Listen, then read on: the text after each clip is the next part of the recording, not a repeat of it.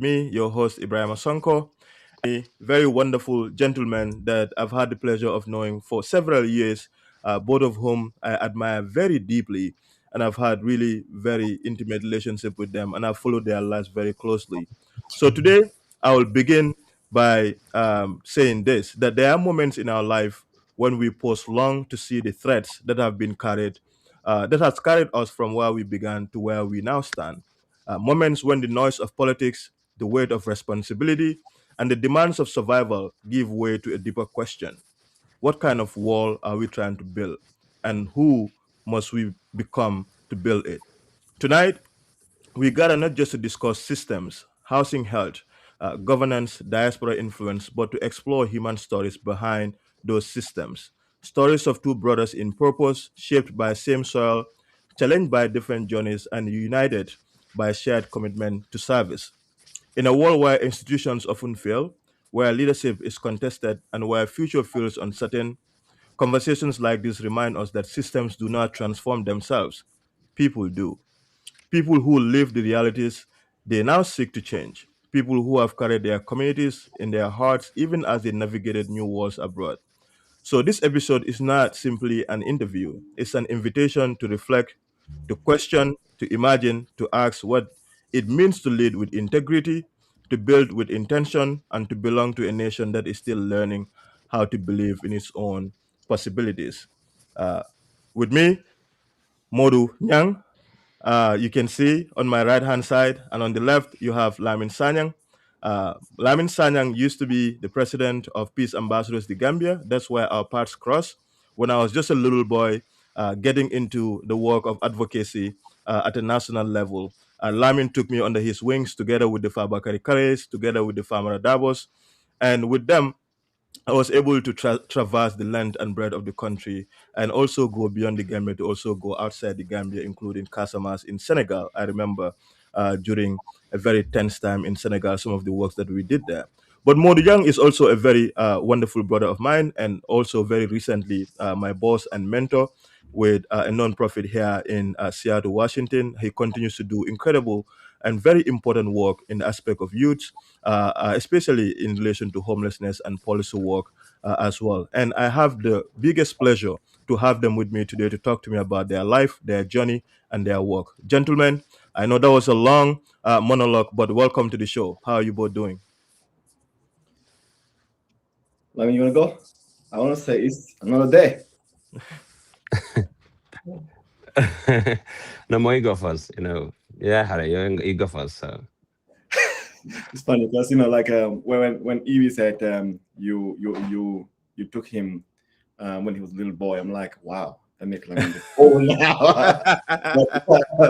um, I'm doing all right. Thank you so much, Evie, for just having us to join you in this space to engage your listeners and your followers on this conversation. For us, we just another regular stories, another regular journey with a lot of learning and reflections in the process. And I'm glad to see the space with Lamin because he's somebody that we have set goals and work towards that, and just kind of like challenge each other in the process, especially the closeness that we have over the years developed. So glad to be here. Welcome to the show once again. Lamin. yeah, thank you, Brian, for the invitation. I would like to first thank you for the platform. I have followed almost every interview that you've conducted on this platform. I must confess you're doing an amazing job. But I mean, I'm not surprised, knowing you and what you've always done. So I'm not surprised that you are doing a phenomenal job on this podcast. So it's an honor to be here.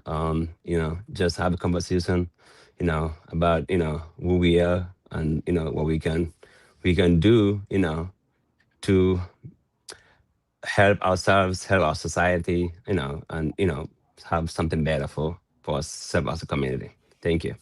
Thank you very much. Obviously we come far, and I can confidently say that, Alhamdulillah, looking at both of your lives, I remember I always make this joke. The first time I saw Modou Nyang was on a Jollof Tutos commercial in the Gambia. He was tiny, he was small, but I remember this vividly. It was on I think it was on GRTS, where I first saw Modou Nyang. I did not know Modou Nyang, but I just know this guy was everywhere in the Gambia. Where whatever youth activity that I went to, Modou Nyang was there. And fast forward also a little later, I went to Peace Ambassadors too, and I saw Lamin. And so, when I came to United States too, obviously the relationship continued. And these individuals, they're doing incredible stuff, and you will come to learn about each of them. But to get into the conversation, gentlemen, when you reflect on your upbringing in the Gambia, what early social realities shape your sense of responsibility? And when did you begin to see yourself not just as participants in the society, but as contributors of change? I'll begin with Modou Nyang. I think for me, Iwi, this is something that I have had time to just reflect, and then as I recount back, I cannot point to that individual moment, but I can tell you the circumstances that kind of ignite that. Growing up, I grew up in the Providences in FAS, and two things I realized in the community was that that sense of belonging and that community collaboration that always exists. I'll give you an anecdote during or when the community experiences heavy rainfalls or when the community experiences a heavy wind blow. So it interrupts households and living conditions. Flooding and some houses, the roofs are blown away. And also roads that connect neighborhoods become flooded.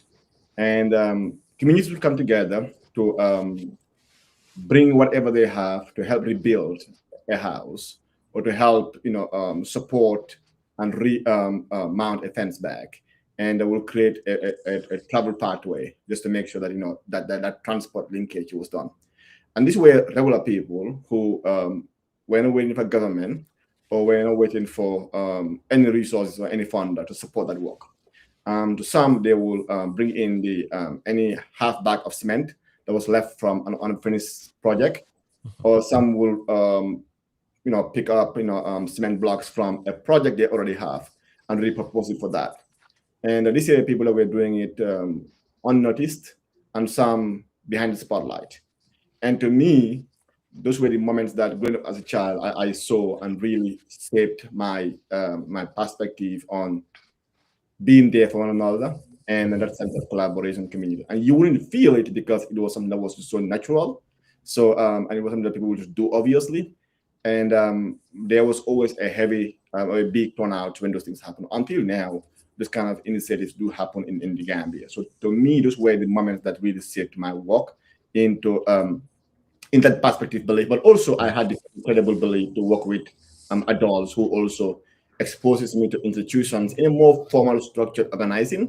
And this way people like Mrs. Adelaide Sose, the Yadikon Jai Arewas, Matar Balde, and then Jundu Drame left, Voice of the Young, Bakari Baji minister. So then that became more structured and organized, but the grounding and the ideology started way back in FAST.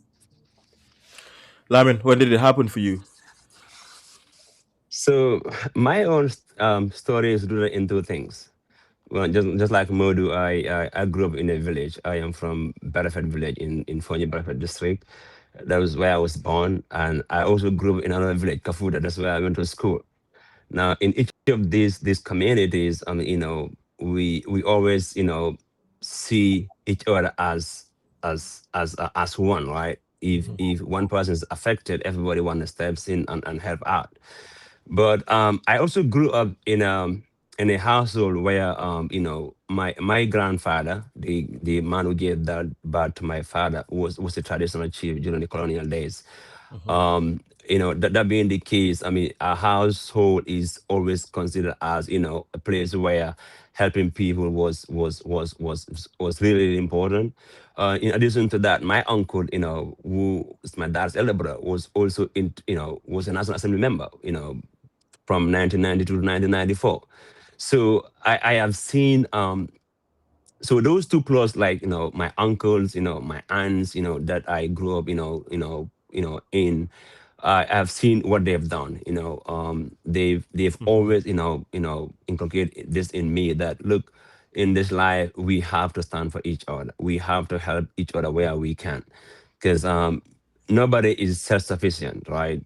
Today, you Mhm. think you can do one or two things for yourself, but that could be a time in your life when you need some, people support. So growing in those this kind of a community actually, kind of shape how I want to live my life. I've seen them Mhm. help people incredibly. I mean, my father, um who want to do just like his own dad, my grandfather, will always tell me, even when I started working for the Minister of Health, you work at the hospital, but remember one thing: the people that are coming to you, they are coming because they need help. So no matter their Mhm. condition, you have to do whatever you can to help them. Because again, they'll come sometimes, they'll say stuff to you that you will not appreciate, but don't see them. See the why behind whatever it is they're telling you. So for me, Mhm. one, growing up in a in a small community, and also, seeing my grandfather, my uncle, and my aunties, who have had certain responsibility in the society or community that I grew up in, actually see my worldview as to how I think as I should live my life as a young person. So both of you would go on through various works and experience and the years that would go by to lead very prominent youth organizations or social organizations in the Gambia. Was leadership something that any of you had to sort of go after in a way, or it was something that naturally came to you? What were the circumstances under which you were identified in some shape, way, or form to be a leader of a community? Because if you start this young as we did back home, already people look up to you because you're already doing something in your community. So how did you guys sort of navigate that inadvertent responsibility that naturally just came to you by virtue of the work that you're doing? I will begin with Mo. I think to me it was not something that was kind of structured. It was more of like an Hmm. informal, a gradual stepping up, because there's always this need of in in organizing. When we come together, we always try to leverage each other's strengths and try to make sure that we are able to support one another. And through those interactions, then it's where you realize others who are stepping up and try to be the de facto leader. But I wouldn't call it in leadership as in leadership. Definitely, I would call it more into Conventional. Hmm. organizing, and also that somebody trying to just take much of the weight, because either they have capacity or they were much more resource in the time.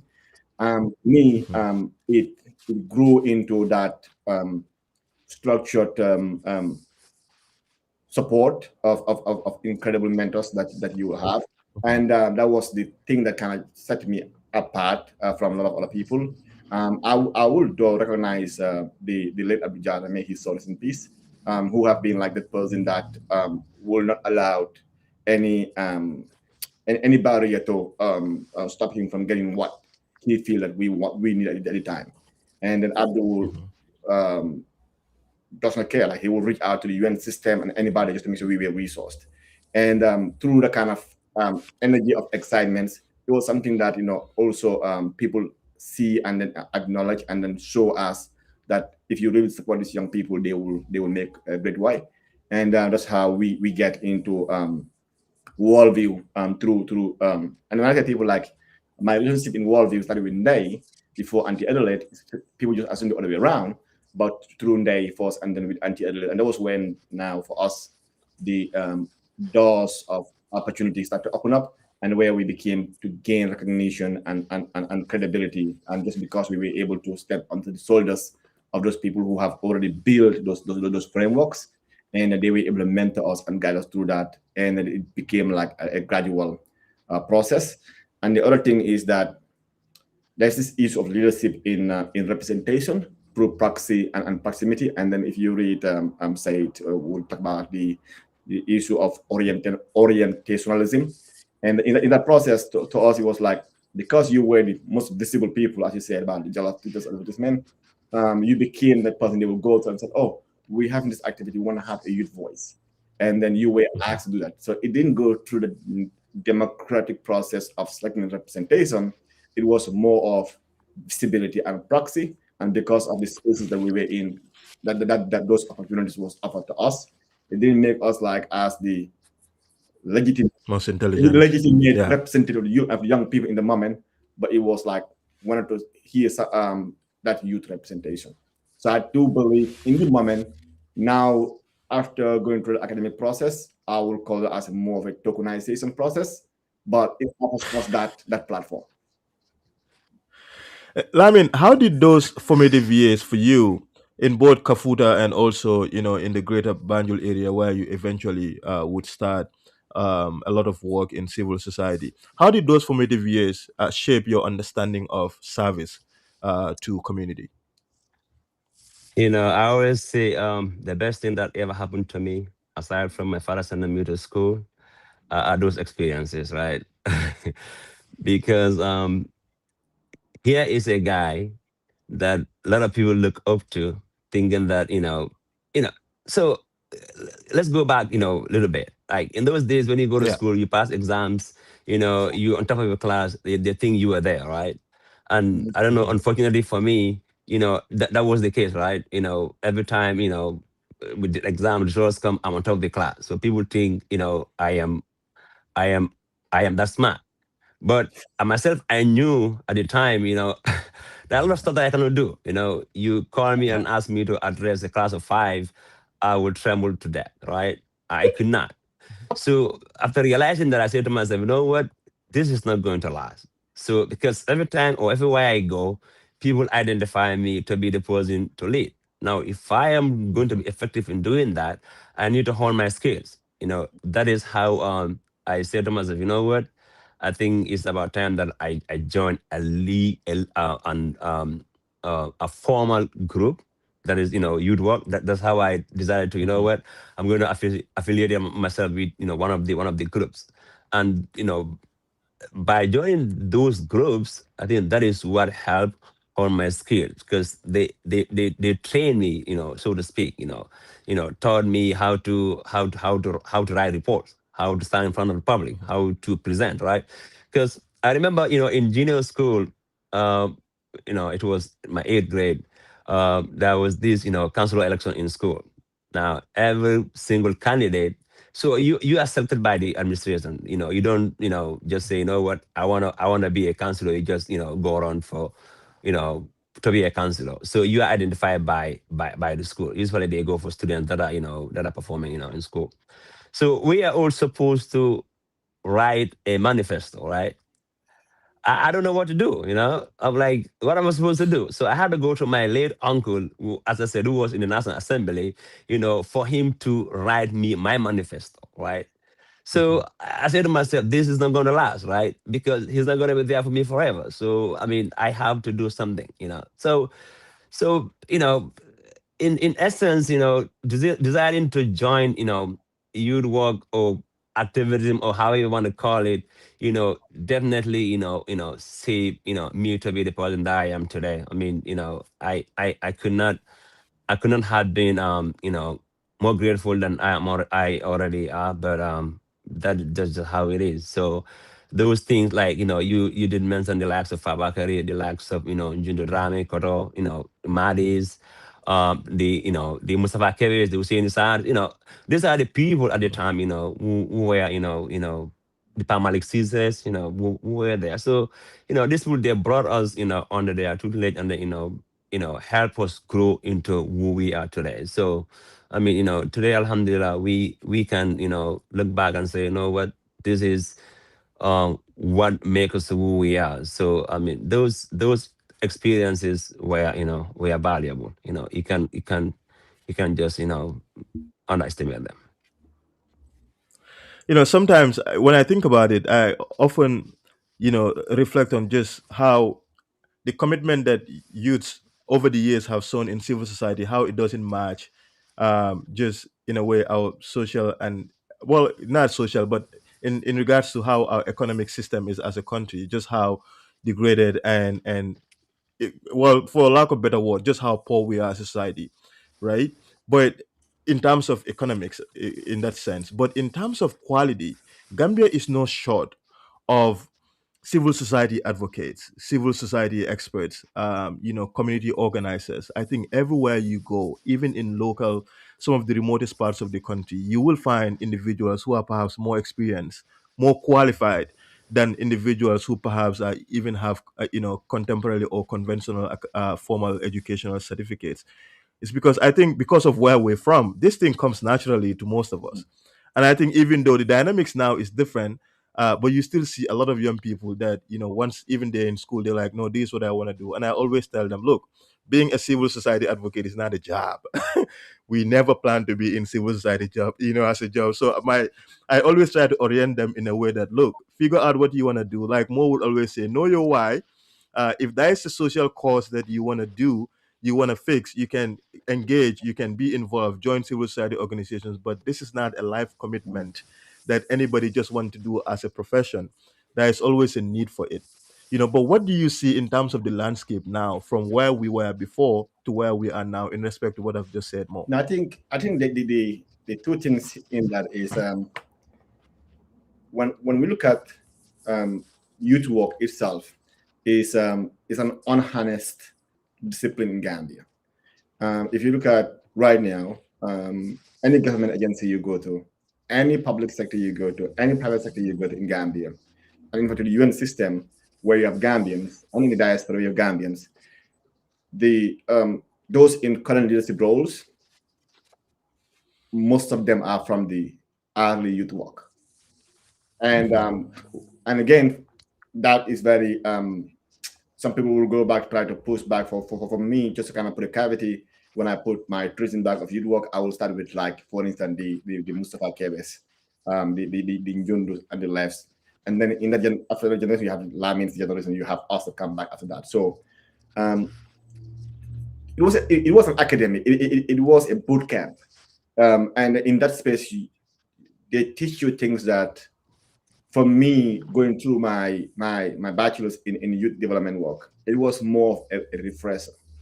Because everything that I have learned in the academic university corners was I was already taught in those places. Mm-hmm. And in fact, like, some of the modules, I feel like, or the courses, I feel like, the trainings I have with Mustafa Kebe will have way more rigor and way more expanded than what I was taught in schools in the US. And but for some people in Gambia, the fact that we're showing up and be that youth leader, that child activist leader, that community representative, that is not a career that you want to be on. Mm-hmm. You need to have your own career, like Lamin is. Lamin went in and between as a public health epidemiologist, a public health educator, and went back to school for an RN, and went into school for construction safety. So you have to have your own career that you build in. You can be an advocate as much as you want to, but you have to have a career that allows you to build that self-economic empowerment so that you will not be tempted or be easily corrupted by that pay-to-play game, but you have a career that you believe in. And also your career will have code of ethics that guides what you can do and what you can do. For me, stepping back and going back to school for my public administration and also being a community, an urban planner, I have code of ethics that I have to follow. But that allows, I'm able to do that because I have that financial discipline of independence to be able to walk through that. But you see, sometimes we have the issue of lack of succession plans in Gambia, whereby a person would be a member of a youth group, and the youth group have an age limit, and said, okay, we are going to age out at a certain age. And until now, you come to events in Gambia and said, okay, where are the youth leaders? They present like Payo Hamni, like, wait, what? This is the grand presentation or what? So, and when people don't graduate, it does not allow succession to step up. Like, you're blocking opportunities for other young people to step up in that leadership journey.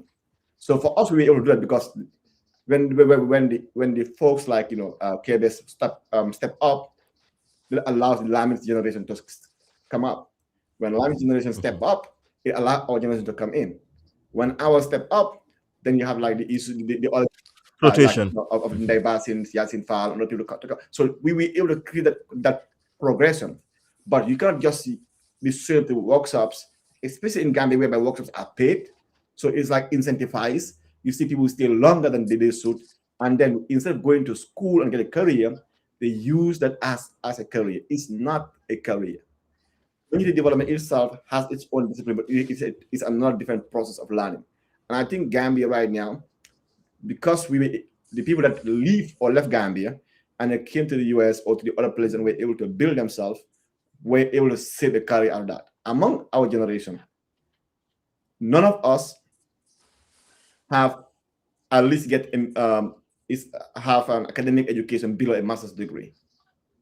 So all of us are doing something in our own career because we were able to step out of the country. But if you step back to see some of us or some who are still behind, who are still doing that work, are still doing the same work. They're still in that youth organizing thing. And I'm like, I'm already 37, so I'm not youth. So you have to step up and then move on. Yes, Lamin, you want to react to that? Yeah, I think we have a bigger issue when it comes to perception, in these areas. Because I remember some 12, 13 years ago, I was doing a program on one of these health, I think it's Jarakenda. So after the program, it was aired on GRTs, and I met with somebody, it was like, you get a job? I'm like, what do you think? I'm like, so you think you'd work in my job? It is not.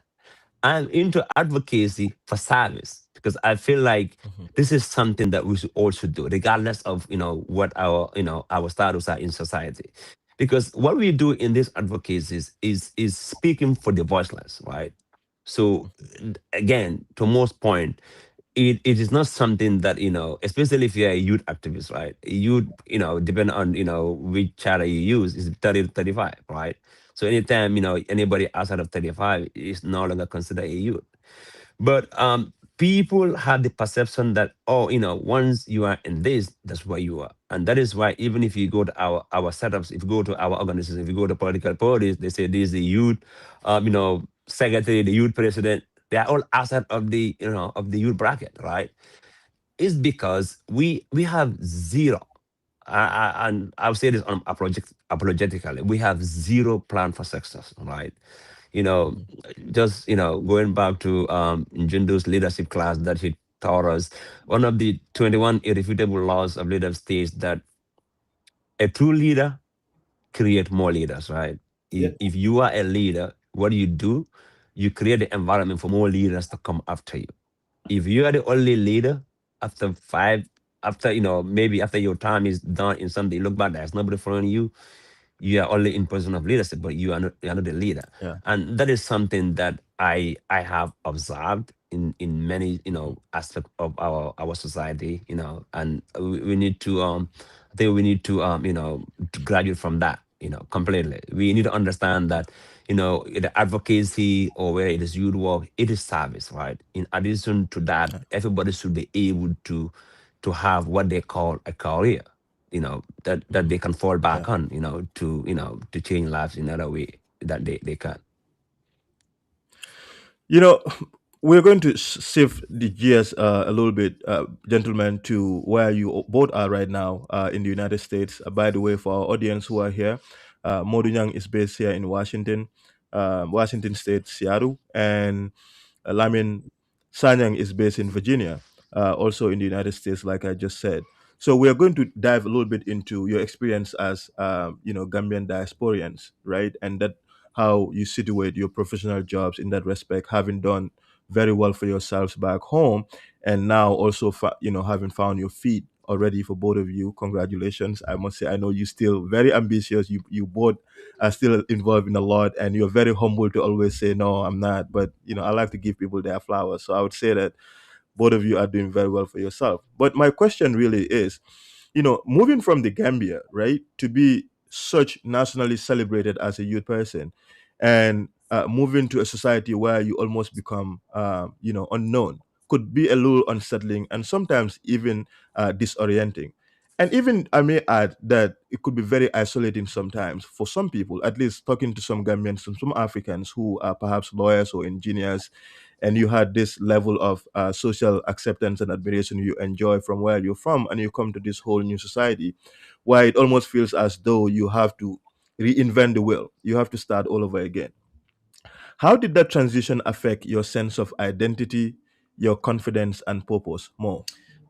It was brutal. It was rough because I think for me, as I relocate into the US, I live in New York City, and my just with that just that reflection of like I need to work and I need to make income and I need to take support family back home. Just that prioritization to me kind of push you to kind of just do whatever job was available.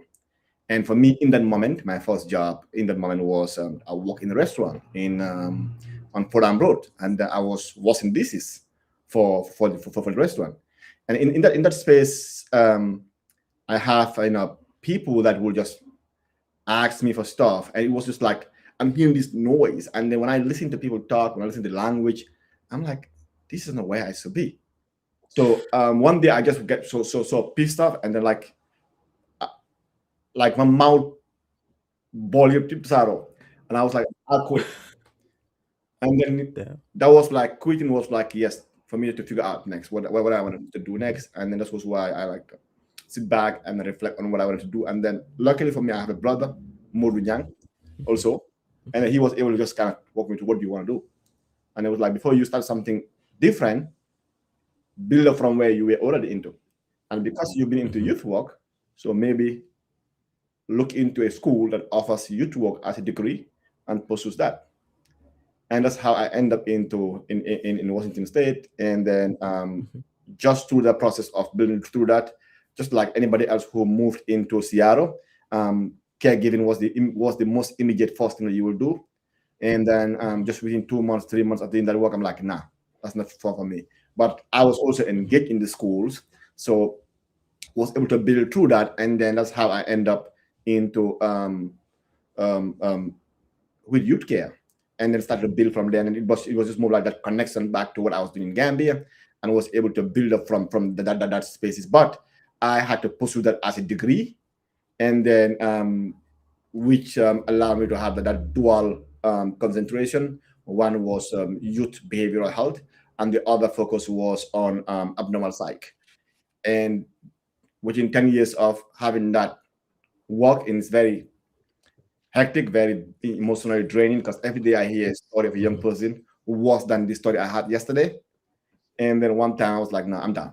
I don't want to do this anymore. So I went back to school for my master's, and then I wanted to study something completely different. I don't want to deal with people again. I don't want to deal with like none of the emotional issues. I went to study roads, bridges, buildings, just to be able to plan for a growing city, to be able to plan for progressive cities. And what does that mean, especially in countries like the US or Seattle, whereby you have the federal system, you have the state laws, you have the county laws, and you have the city laws. And how do you create that separations and be able to create like a drive in the city and allocate resources on where to put roads, where to put hospitals, where to put public systems, and went into that work, and then missed the people. Never left. Missed the people piece.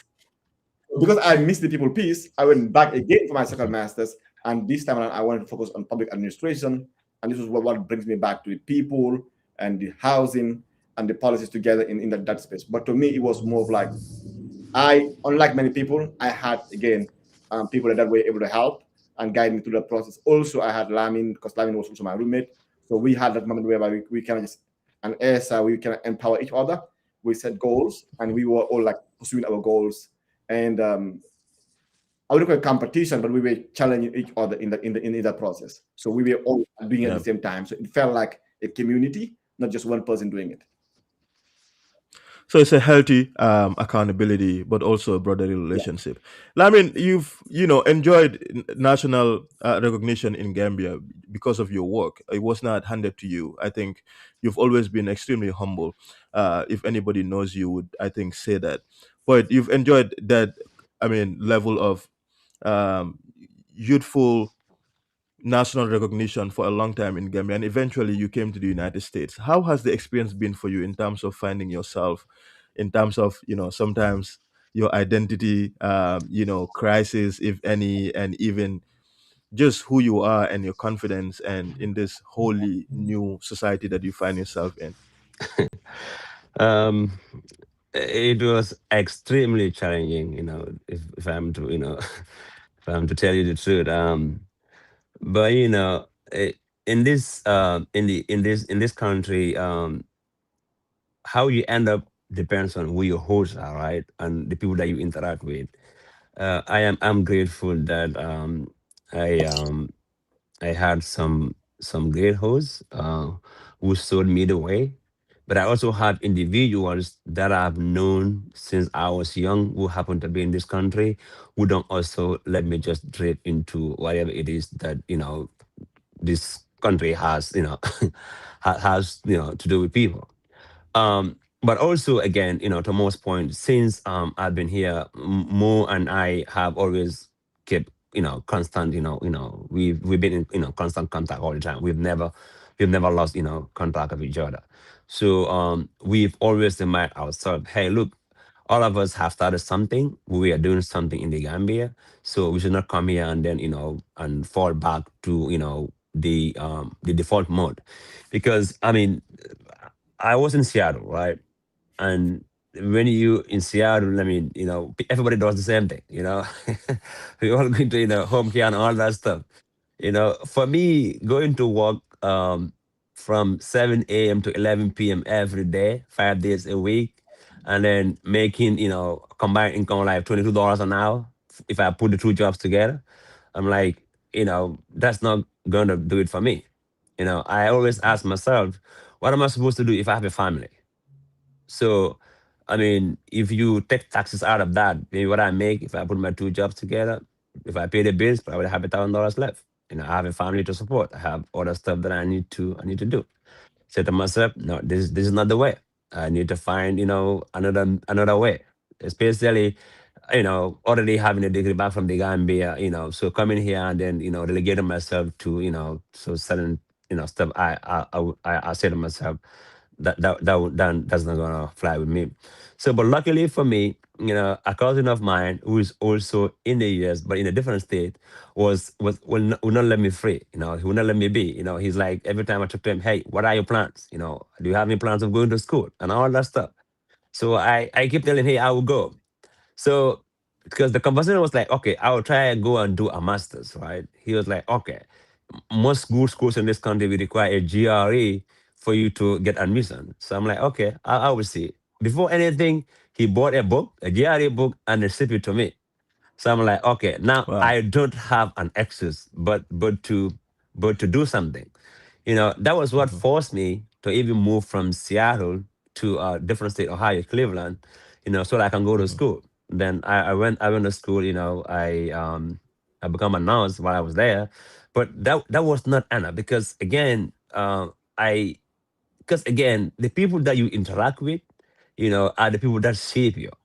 And at the time when you talk to most people, it was like, hey, being a nurse is the best thing that could happen to anybody. I'm like, okay, I would do it. But after getting it, getting it and then, getting, I'm like, you know what? Nah, this is not what I want to do. So I went back to, Hmm. my original home, which is public health. I decided to go back and do my master's in environmental and occupational health and safety. It was extremely challenging because I remember when I was doing my RM program, at some point I wasn't even employed. I don't even get a job, right?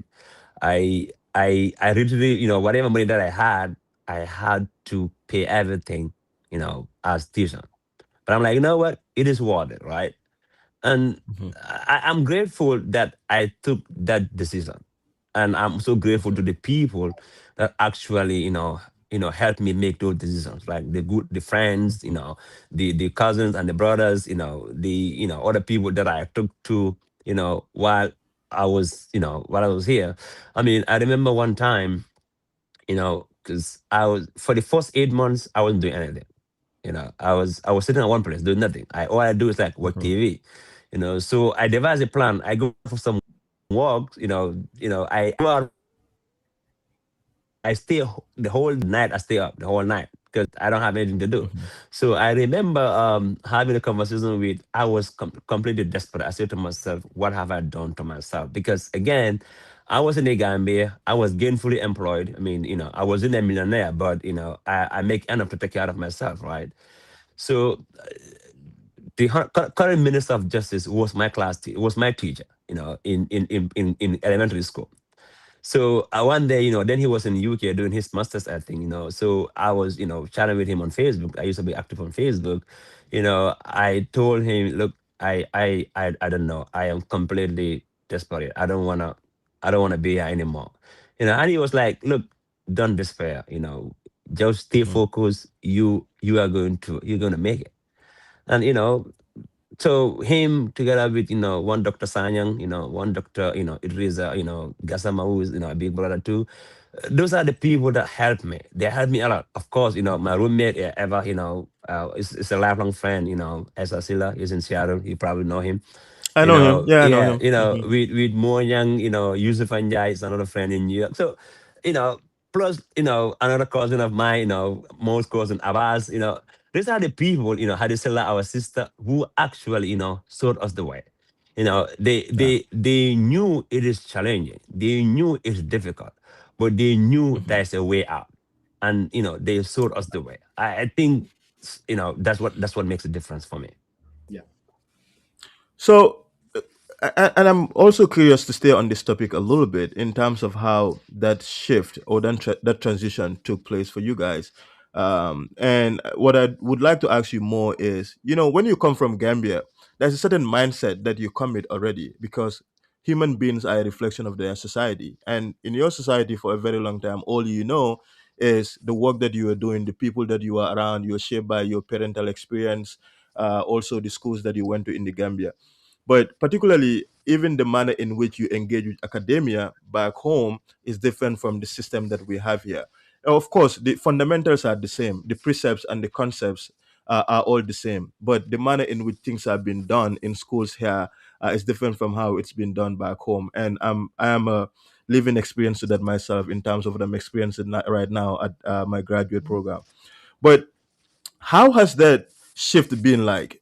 Were there moments, or say even defining moments for you, where you realize that okay, I've fully immersed myself into the system of academia, of learning, of like making the best of the opportunity that you have, but also understanding that look, it's not that by any means.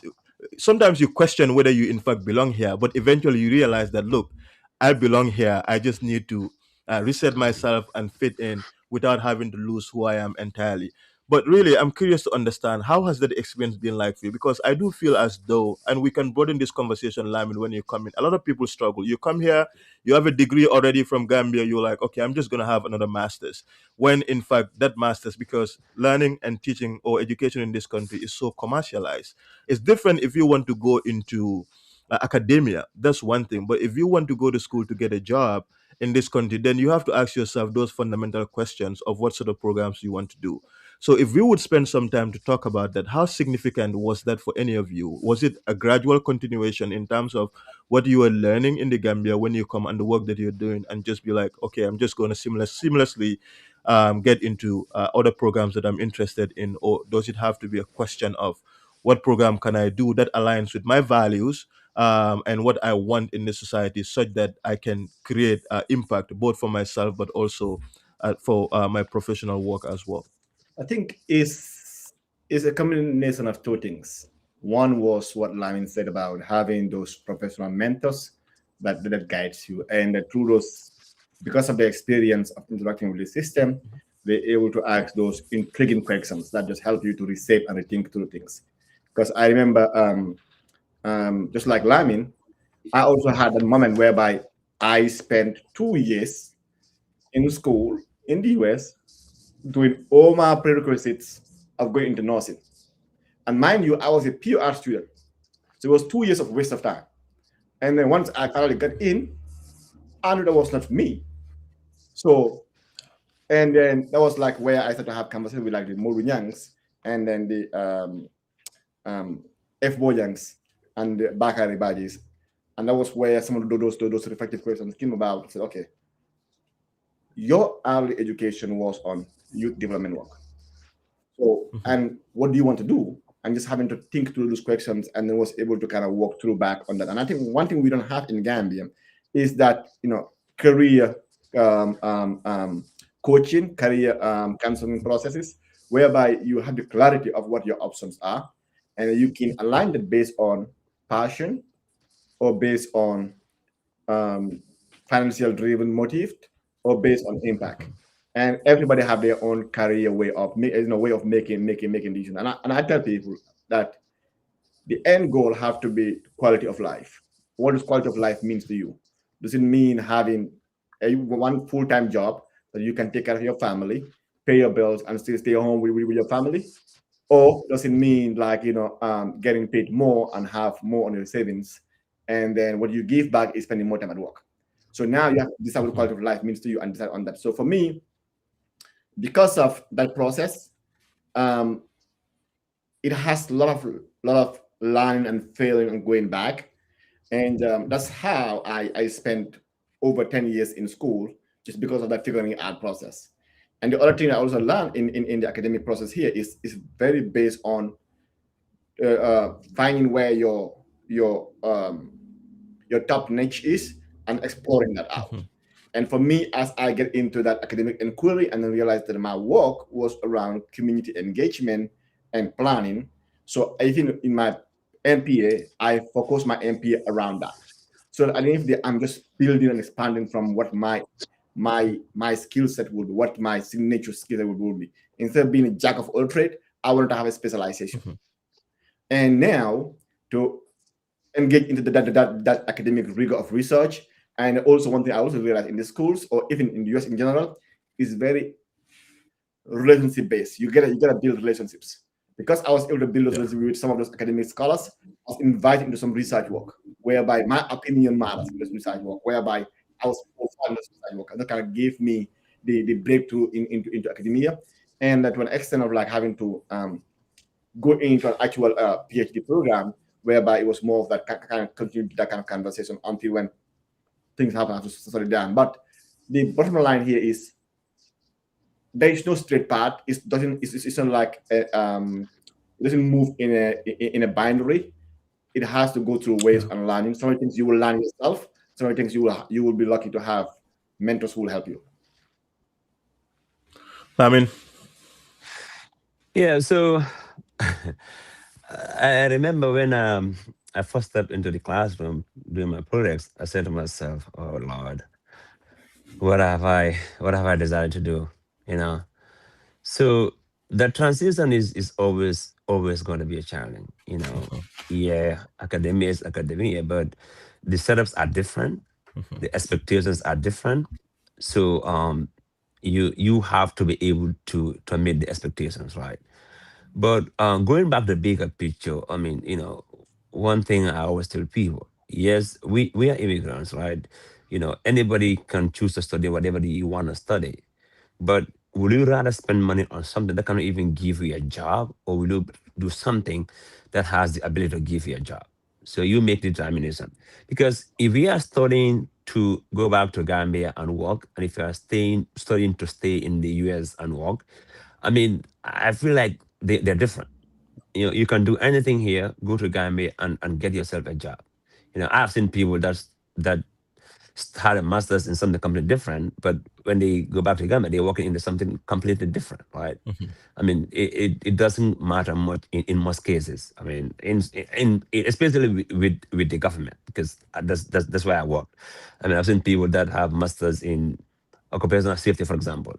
They're working in NCD control, or they're working in national aid, secretary, or something like that. Because in that environment, as long as you get a degree, that's all that matters. But But here, I mean, is you have to do something that has to get you something to live a better quality of life. Like to most point, right? Do I want to be a nurse where I spend 4 days, 12 hours a week at the hospital? If I am home, I'm tired for 3 days I am off. Or do I need a job where I work Monday to Friday, 8 to 5, come home, spend time with my kids, with my family, and have a better quality of life? So it depends on.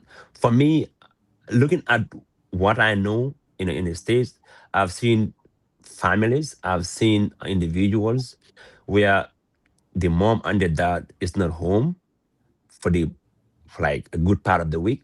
The kids are left alone Yeah. or with their grandmas who don't even understand their language that they speak. I mean, I'm saying this because my mom is there, she doesn't speak English. My kids don't speak Mandinka, right? So if I leave my kids with my mom and ask my mom, how does my mom even tell them what they can or what they cannot do? For example, right? So you Yeah. have to choose that. For me, it's about okay, let me ask the people that have been here longer than I am and ask them what are the prospects when I want to work here and live here. And they give me advice. So they gave me options. So I have to choose among the options that they gave me what I think is the best for me. So, I mean, do you want to go to medical school? I remember telling my brother, look, I can't pass medical school because I'm too old for that, right? And it's gonna take too long, right? Do I want to go be an accountant? Something like that. So you have to understand what you want to be and what is Yeah. going to help you get there. I mean, for me, I mean, I'm thankful to the people that have mentored me because they've been here long. They've been to school themselves. They understand the systems and they're able to give advices that they're not going to, advices you're not obliged to take them, Yeah. but they help Yeah. you make decisions. And for me, that's what happened. And I don't regret it. I'm grateful that I listened to some of those people. Another important aspect that you both seems to be veering into now is also the idea of entrepreneurship, which is business, and that is specifically as regards to your setting up of a joint consultancy, or maybe it's most consultancy and invites Lamin to join in, whatever it is, because Mo has invited me as well, and I've accepted to be part of the consultancy as well because I think it's an important stuff. But also on the broader question of entrepreneurship, how significant it is, right?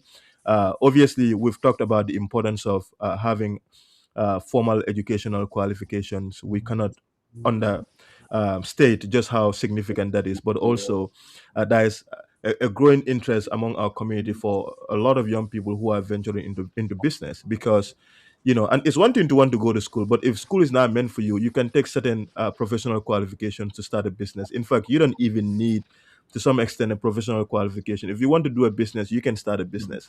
And I say that to make the point that both ways work. We're not just here being completely pro formal education, even though we are pro formal education because we think it's absolutely important. And I sit with individuals who have their master's degrees and more and going for more. But your decision to start a joint consultancy obviously suggests a shared vision between both of you. What gap did you identify that made collaboration necessary? And are you building a business, an intervention model, a platform, or basically an institutional change? What is it? If you will dive a little bit into that. Yeah, I'll go with that. So I think for us is because of the reflections of time we spent in public administration and working in government and also in nonprofit, we've seen some of the inequalities that exist. And I'll tell you like the exact moment that this idea was conceived. Um, I was working for, or I was overseeing a particular RFP. RFP is request for proposals, and whereby agencies will bid and submit their proposals. And over 52% of the funding will go to 3, 4 nonprofits because they have seasoned grant writers, because they have like more resources, and they were competing at the same level with other agencies who do not have the grant writers but doing incredible work, whose resources were very limited. So for me, it was like, what if we support those agencies to be able to compete at an equal footing with those agencies that have the resources. And the first idea was focus on grant writing. But my expertise and my academic education and just going through was on community planning, youth development work, and public policy. Lamin is the health person, has a health background. So in order to look at community and look at the people we want to support and the work we want to do, we need to look at that social determinants of health. And that's why we look at the conditions that create a healthy environment. So that's how Lamin came into the picture. And like, okay, so leveraging on Lamin's expertise, this creates this complete package whereby we created a wider framing and be able to provide a much more policy guidance for government who are trying to regain trust in community, especially if you look about government in the US, and also public philanthropic agencies who want to support communities but don't know what the communities want, and nonprofit who wants the resources but don't know how to do that.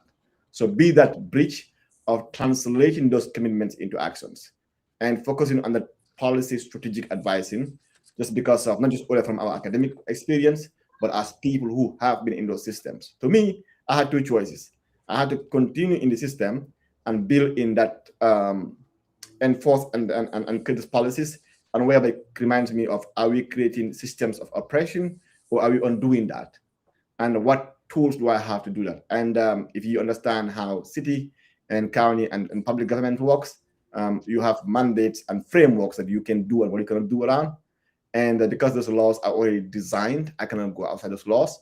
But as a consultant, I can help to create those transformations. Lamin, if I may ask you, how do governance failures translate into social and public health consequences? And I know Mo talked a very little bit about this. What systems must exist to ensure accountability becomes structural rather than personality driven? Last year, July, I went to Orlando for this conference. And one of the classes that the sessions that I attended has to do with what they call responsibility. How do you build responsibility? See our responsibility when it comes to issues. And the phrase that that's stuck with me the most from the class is like, you can delegate responsibility, but you cannot delegate accountability. And this is what I have seen. Let me talk about the Gambia, right? I've seen in US too, but let's talk about the Gambia, for example. Realize that there is very little accountability in our institutions, right? Few days ago, the National Assembly Special Select Committee, that looked into the assets of the Jammeh assets, revealed their report. So I've been reading the report for the last few days. I think I'm at page 200 and something, But one thing that stood out the most is how institutions or people that are tasked with the responsibility of heading to institutions have failed in their responsibility, and there is zero, and I mean zero, attempt to hold them accountable. Now, if you head an institution, you are accountable. You are accountable to the actions of anybody who works under that institution. Sometimes you hear people debate, this person, this person, this person, that. I mean, and one thing that I saw in the recommendation that I'm like, this is ridiculous, was like, I read, they say, there's a guy called something Cora, participated in the selling of the livestock of the former president. I'm like, this person is not appointed by anybody. So if he goes there and give you his opinion, you take the opinion, you cannot blame him for that. The person you should blame is the person who chooses to take the suggestion of somebody who has no responsibility or whatsoever in the sales of those those animals. Why would you have a recommendation for that individual? As far as I know, he has zero responsibility. So the responsibility is on the person who allow him to participate in the first place. And I feel like, we always, get that wrong. Go after people that, we should not even worry about, and leave those who we should go after. And there is no phrase that I detest more than people saying Africa needs strong institutions, not strong men, right? Not strong men, right? I've always asked myself, Barack Obama. tell me one strong institution that's built by a weak person. Tell me. You are never going to find a strong institution that's built by a weak individual. So we need both. We need people that know what the Yeah. heck they are doing to help us build those strong institutions that we're talking about. But Yeah. if you don't do that, what's going to happen is there's going to be no accountability. Institutions are going to crumble on their knees because the people that are supposed to build, those institutions, don't care, and nobody's even, putting a tap on them. Nobody, absolutely nothing. You see, if you go to that country, Ibrahim, I was there in 2024, December, right? The problem in that country is twofold.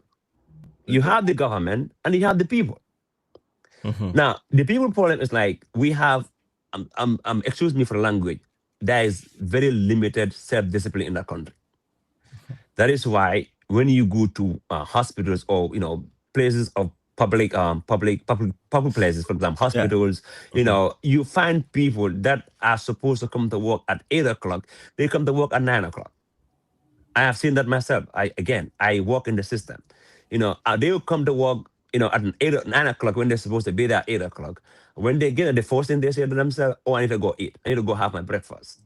But you have women, for example, that showed up who want their kids to be checked so they can also go do their other stuff. They're waiting for you because you have zero self-discipline. You know, you doing whatever you want.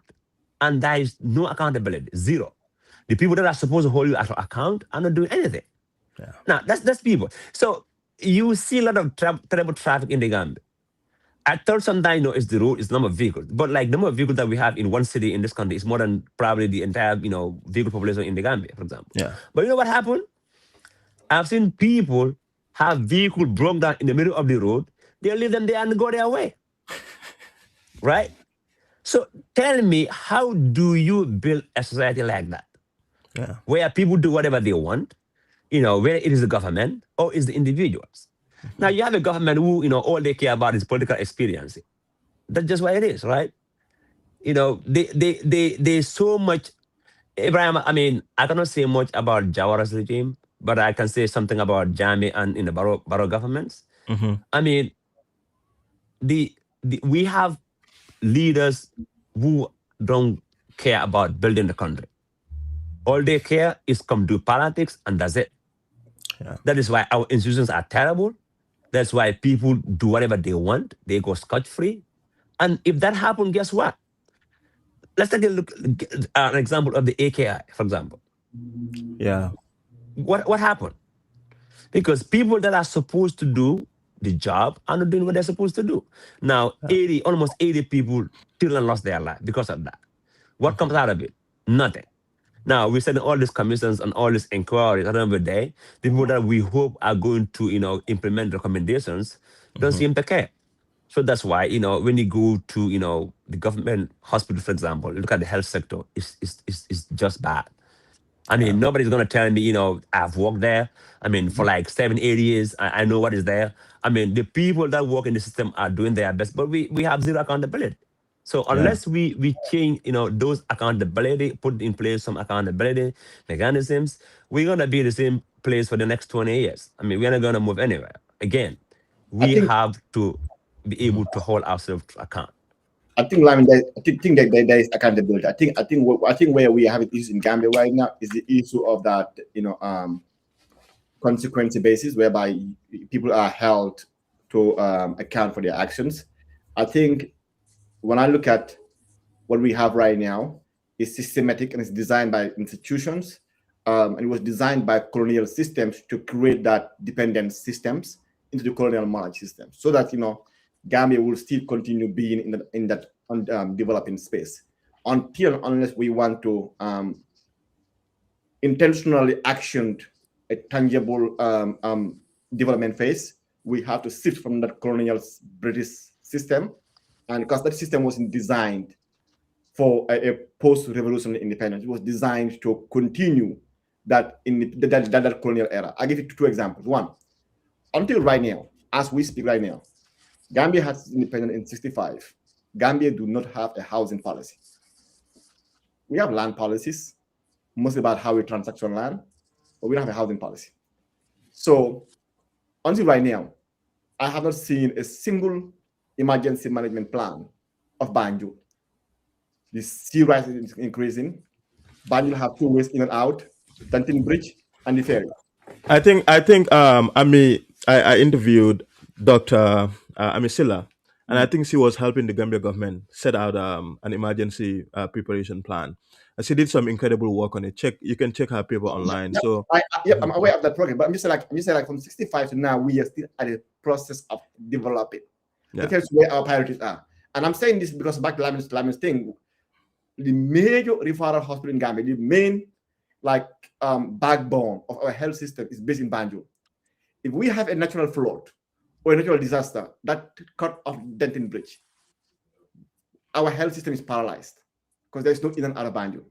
So now the thing is we are seeing those accountability measures every day and see this is what could happen in the country.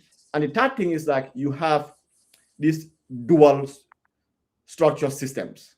You have a mayoral system, and in the same mayoral system, you also have a CEO appointed by government to serve in that municipality. So like KMC have a KMC mayor and have a KMC CEO. These two is the same thing. They don't work together. In the US, you have to have a mayor or a city manager, or a mayor or a city executive. You don't have the two together. It's the same thing. What that does is you allow in central government to be too involved in municipality government. So that takes away their power, takes away their resources. So Gambia, that system that we have operating right now needs an entire complete reform. And we need to look about, okay, based on our need as a country, what are our priority populations, and try to form our constitution and our ministry and our government system around that. And then we have too many ministers, too many political appointees, and all of this is costing taxpayers money. We need to focus on a lean process and efficient way of using our resources. I have a lot to say in respect to that, but I think just very briefly and more, I agree with you to some extent that I think clearly there is systemic failure that stems largely from the implications of colonialism and all other forms of colonialism that continue to exist in our society today, and especially in our government apparatus or governance apparatus.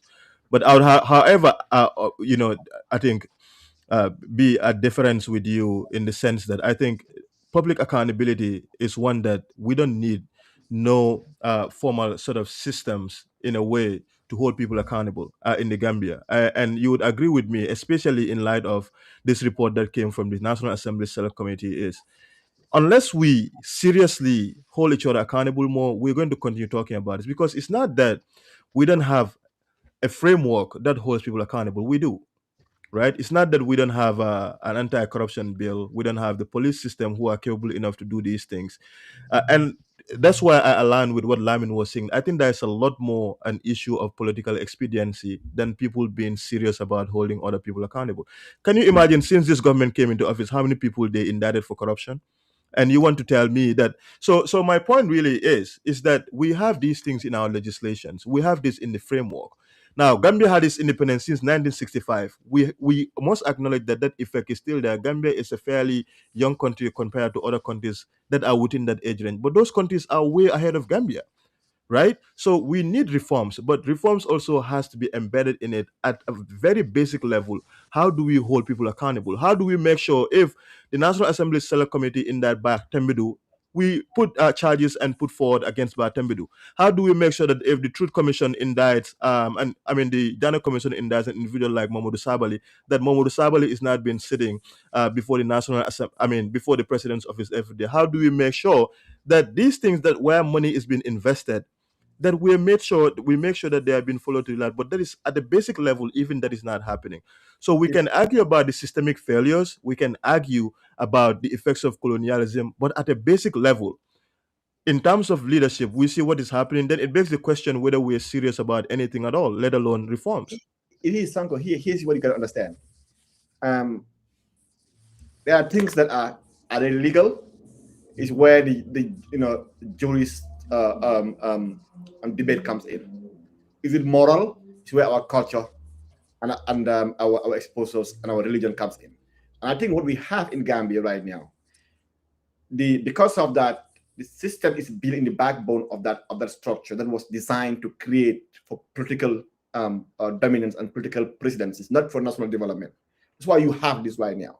That's why whereby a president can choose on who to indict and who to spare, and then can offer people a getaway card if you align with his political party. So that's why I'm saying that system that we inherited, because it was a system that was designed in the British system to allow for obedience, to allow for people to action what their agenda were. So if we were to take these powers out, and the only way we can do that is if we redesigned that system that we have in Gambia, does not fail. It is working.